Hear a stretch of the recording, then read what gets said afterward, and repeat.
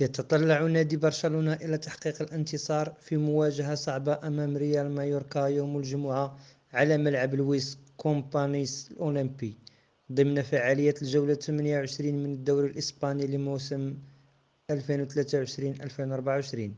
ويحتل فريق برشلونة المركز الثالث في جدول الترتيب برصيد 58 نقطة، ويتباعد عن المتصدر نادي ريال مدريد بفارق 8 نقاط، فيما يفصله نقطة واحدة فقط عن الوصيف جيرونا. على الجانب الآخر يتواجد ريال مايوركا في المركز الخامس عشر برصيد 27 نقطة. ويسعى فريق برشلونة إلى استعادة توازنه في الليغا بعد التعادل السلبي في الجولة السابقة أمام نادي أتلتيكو بيلباو، حيث تعثر في تقليص الفارق مع ريال مدريد في صدارة الترتيب.